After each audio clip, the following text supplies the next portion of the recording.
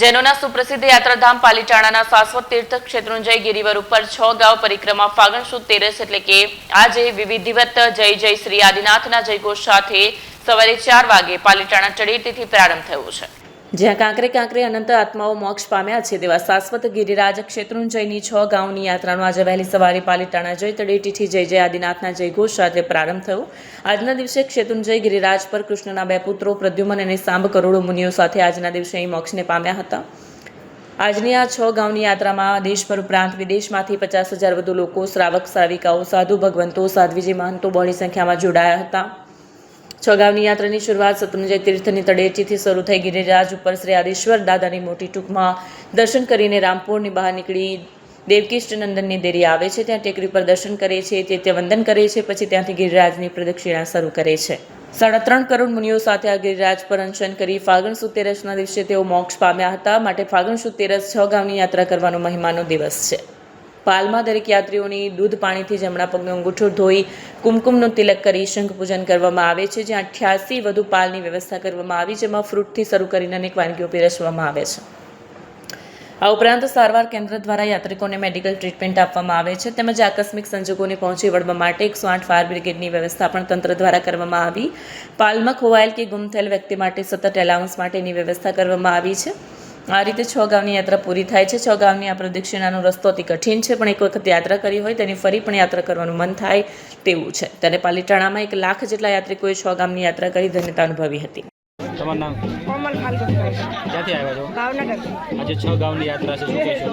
બહુ સરસ, એટલે બહુ સરસ, ખૂબ રસ હતો, પણ આ દાદાએ જ કરાવી છે યાત્રાનું વ્યવસ્થા, એટલે ખૂબ સરસ। યાત્રાનું મહત્વ? યાત્રાનું મહત્વ આજે શામને પ્રદ્યુમન જે છે એ 8.5 કરોડ મુનિ સાથે મોક્ષે ગયા છે। કૃષ્ણ મહારાજના દીકરા 8.5 કરોડ મુનિ સાથે મોક્ષે ગયા છે, એટલા જ ફાગણ સુદ 13 છે। 84,000 વર્ષથી આ પરંપરા શરૂ છે, પણ આજની વ્યવસ્થા પ્રાર્થના યોગ મંડળ ને બોમ્બેનું જે ગ્રુપ છે એની ખૂબ સરસ, એટલે ખૂબ સરસ, ને દાદાએ જ કરાવી છે। ભાવિન સંઘવી છે, જેસરનો વતની છું, પાલિતાણાની બાજુમાં। મુંબઈથી યાત્રા કરવા માટે આવીએ છીએ। ખૂબ જ મોટી સંખ્યામાં ફાગણ સુદ 13ની યાત્રા ખૂબ જૈનાપૂર્વક અને ખૂબ શુદ્ધતાથી બધા યાત્રિકો કરે છે। ખૂબ અનુમોદના છે, અને પાલિતાણા પ્રશાસનની પણ ખાસ અનુમોદના છે। જે વ્યવસ્થા આપી છે પ્રાર્થના મંડળ ભાવનગરનું, ખૂબ ઉત્તમ પ્રકારની વ્યવસ્થા યાત્રિકો માટે કરે છે। અને અહીંયા યાત્રાનું મહત્ત્વ ખાસ એ છે કે આજના દિવસે નેમિનાથ ભગવાનના ભાઈ શ્રી કૃષ્ણ મહારાજાના પુત્ર શ્યામ અને પ્રદ્યુમ્ન 8.5 કરોડ મુનિ ભગવાન સાથે આ ભાડવા ડુંગર ઉપર, જે આપ સામે જોઈ રહ્યા છો, એ ભાડવા ડુંગર ઉપર મોક્ષે ગયા હતા, કેવલ જ્ઞાનની પ્રાપ્તિ થઈ હતી। એટલે આજના દિવસ માટે ફાગણ સુદ 13નો દિવસ ખાસ 8.5 કરોડ મુનિ ભગવાન માટે અને શ્યામ પ્રદ્યુમ્ન માટે મહત્વનો છે। એટલે જૈન ધર્મમાં એનું ખાસ ઉલ્લેખન છે, અને જૈન લોકો આ યાત્રા કરવા માટે ખાસ મોટી સંખ્યામાં આવે છે। મારું નામ તનિષા છે, હું અમદાવાદથી આવી છું। મેં પહેલી વાર આજે 6 ગાંવની યાત્રાનો અનુભવ કર્યો।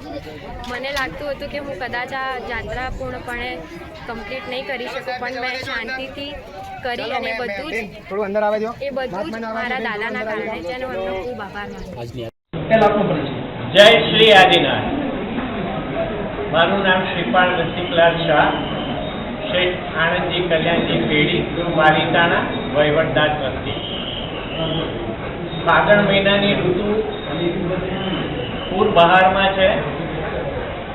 આપ સૌ જોઈ રહ્યા છો, લાખો યાત્રિકો આજે ફાગણ સુદ 13ની ફેરી કરી રહ્યા છે। ફેરી શબ્દ વ્યાપારી માટે વ્યાપારની ફેરી, કારીગર માટે કારીગરની ફેરી, રાજનેતાઓ માટે પોલિટિક્સની ફેરી, પણ આ ફેરી ભાવ ઓછા કરવાની ફેરી।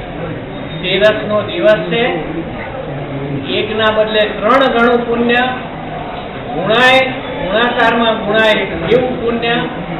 દરેક યાત્રાળુઓ પૂર્ણ શ્રદ્ધાથી પોતાના ભવના ફેરા ઓછા કરવા માટે આ યાત્રા કરે છે। આજે કોઈ અનેરો ઉત્સાહ છે, અને એ ઉત્સાહમાં સાથ મળ્યો છે આપણને વન્ય પશુઓનો, ખાસ કરીને સિંહોનો। આપ જાણો છો કે છેલ્લા 3 દિવસમાં અહીંયા ઘણા સિંહોની અવરજવર વધી છે, અને આજે પણ અમોને વહીવટદાર તરીકે મેનેજમેન્ટની રીતે સિંહો આવ્યાનો પણ ડર હતો, પણ આજે તેઓએ પણ આ યાત્રાની રાજ રાખીને આખા વન વિભાગને સહકાર આપીને અને યાત્રાળુઓને સરળતાથી યાત્રા કરવા દીધી.